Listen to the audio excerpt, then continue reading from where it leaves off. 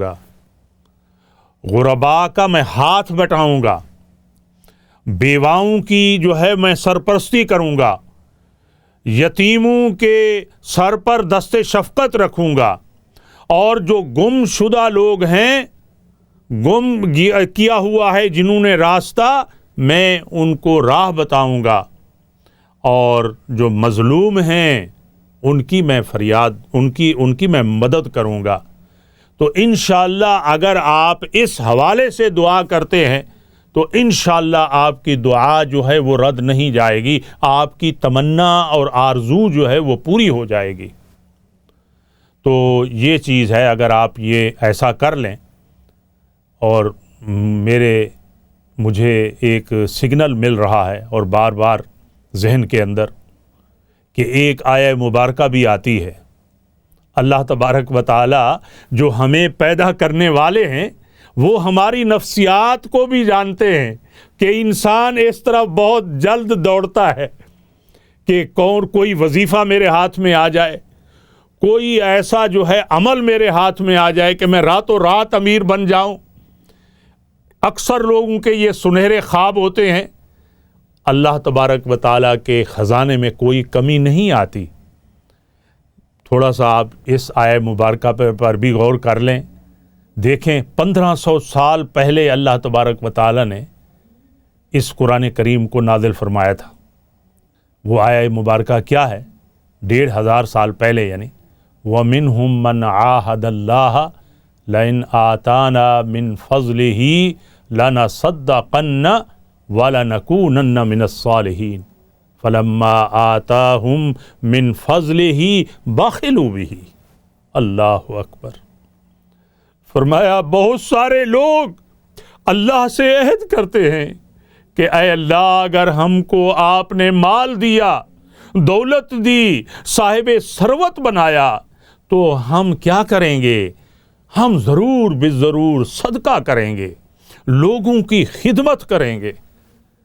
لیکن فلما آتاہم من فضلہ بخلوا بہ، لیکن جب اللہ ان کو دولت مند بنا دیتا ہے، جب اللہ ان کو صاحب حیثیت والا بنا دیتا ہے، مالدار بنا دیتا ہے، تو پھر وہ اللہ کے دیے ہوئے مال میں پھر بخل کرنے لگ جاتے ہیں۔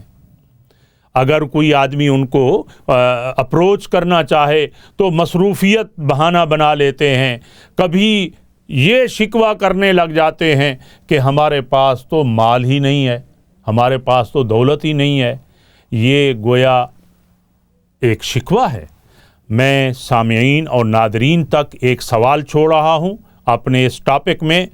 ایک حدیث میں آتا ہے، پیارے پیغمبر صلی اللہ علیہ وسلم نے ارشاد فرمایا کہ ایک فرشتہ انسانی شکل میں 3 آدمیوں کے پاس آیا اور ان سے ان کی حاجات طلب کیں کہ تمہاری کیا ضرورت ہے، تمہاری کیا ڈیمانڈ ہے۔ تو میں یہ سوال سامعین کے لیے کھلا چھوڑتا ہوں کہ کون ہمیں فیڈ بیک دیتا ہے؟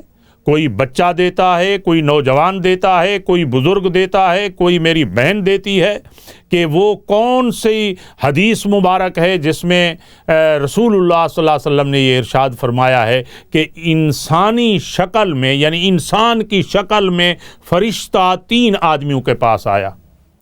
ایک سوال آپ ضرور اس کی ہمیں فیڈ بیک دیں۔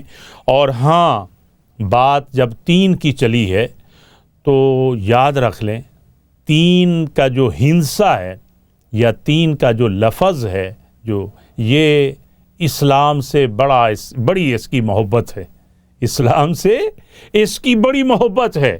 ہم 3 کے ہندسے سے جڑے ہوئے ہیں۔ میں 1-2 باتیں آپ کے گوش گزار کرنا چاہتا ہوں تاکہ آپ تک یہ بات پہنچ جائے۔ فار ایگزامپل، حدیث میں آتا ہے کہ آپ کم از کم 3 بار اعضاء جو ہیں وضو کے آپ دھوئیں، 3 بار۔ منہ کو دھوئیں، ہاتھ کو دھوئیں، پاؤں کو دھوئیں۔ یہ 3 کا لفظ جو ہے اکثر آپ کو ملے گا۔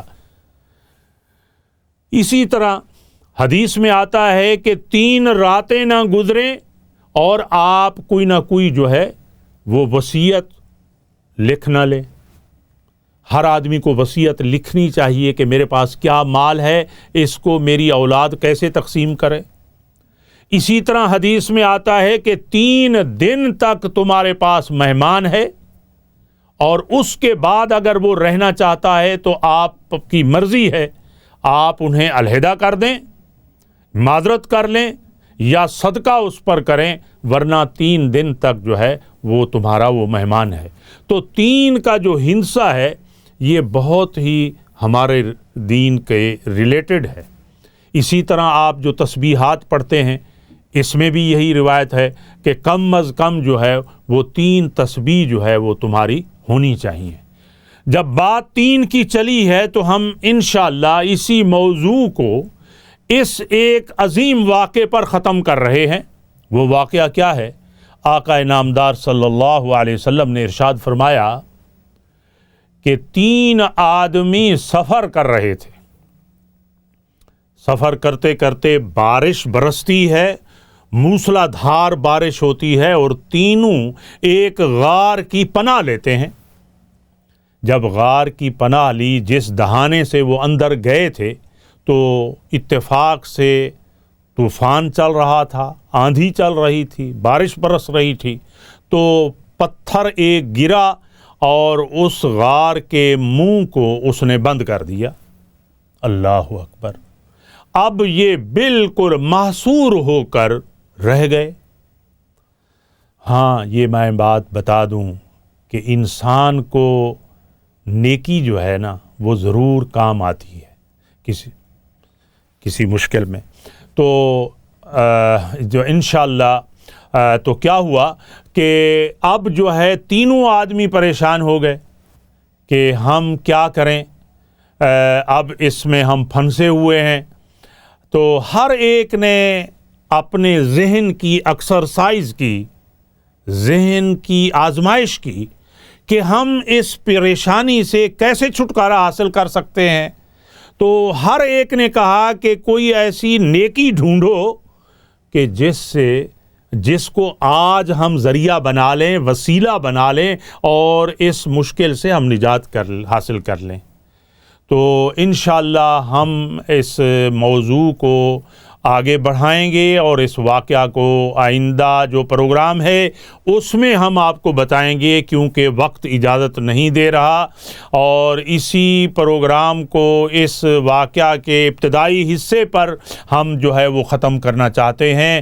تو آپ دیکھتے رہیے اسلام چینل، اور انشاءاللہ آپ اس علم سے فیض یاب ہوں، اور مسنون دعائیں جو ہیں وہ آپ یاد کیجئے، اور جو میں نے سوال چھوڑا ہے آپ اس کی ہمیں فیڈ بیک دیجئے، اور دعا بھی کرتے رہیے کہ اللہ تبارک و تعالی اس پروگرام کو امت کے لیے نفع بخش بنائے، ہمارے بچوں کے لیے نفع بخش بنائے، ہمارے نوجوانوں کے لیے نفع بخش بنائے، اور ہماری بہنوں کے لیے نفع بخش بنائے۔ انشاءاللہ میں آئندہ پروگرام میں بہنوں کے لیے بھی میں وظیفہ بتاؤں گا انشاءاللہ، کیونکہ وہ بھی ہماری معاشرتی زندگی کا حصہ ہیں۔ ماشاءاللہ اکثر جو ہے وہ نہیں مجلس میں آ سکتی، تو تھوڑا سا وہ دور رہتی ہیں، تو ہمارا فرض ہے کہ ہم ان تک بھی یہ پیغام پہنچائیں۔ تو انہی الفاظ کے ساتھ میں بات کو ختم کر رہا ہوں۔ وآخر دعوانا ان الحمد للہ رب العالمین۔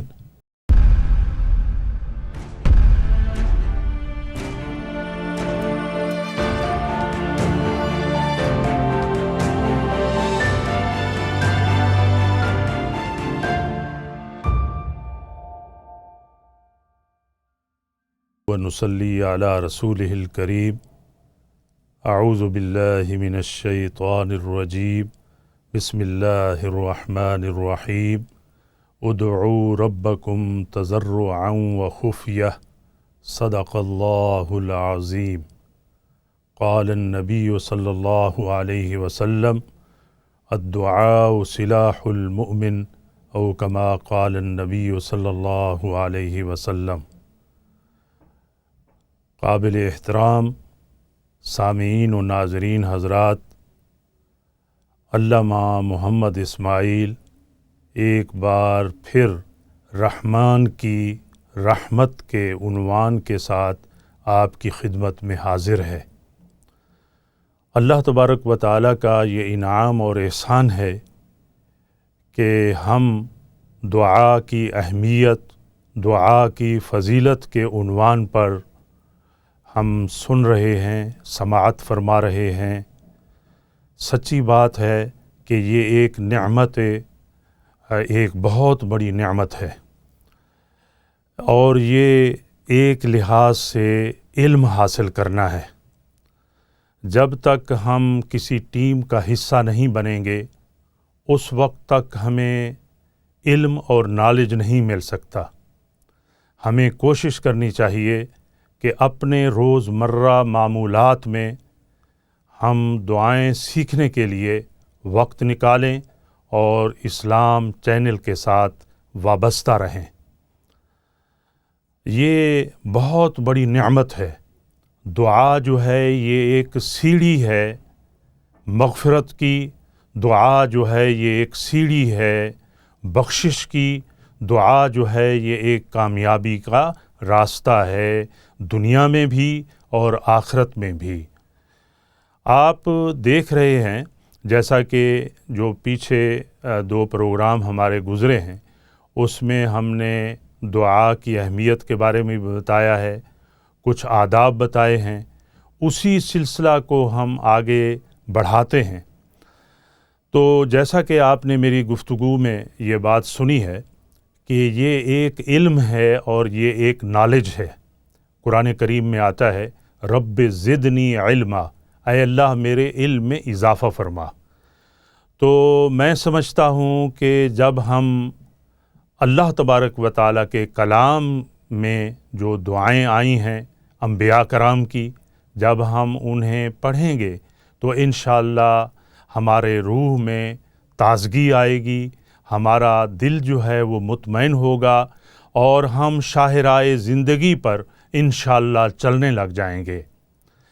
اور آپ یہ دیکھیں ایک حدیث میں بھی آتا ہے، نبی مکرم صلی اللہ علیہ وسلم نے ارشاد فرمایا کہ اے انسان، یا تو استاد بن جائے یعنی معلم بن جائے، کن معلمن، یا پھر یہ ہے کہ تو طالب علم بن جائے، اور اگر اس قدر بھی تیری طاقت نہیں تو کم از کم نیک مجلس میں بیٹھنے والا بن جائے، یعنی جہاں قرآن پاک پڑھا جا رہا ہے، جہاں احادیث نبویہ جو ہیں وہ سنائی جا رہی ہیں، علماء کرام بیٹھے ہیں، ایک استاد بیٹھے ہیں اور ایک مجلس لگی ہوئی ہے، تو آپ جو ہے وہ سننے والے بن جائیں۔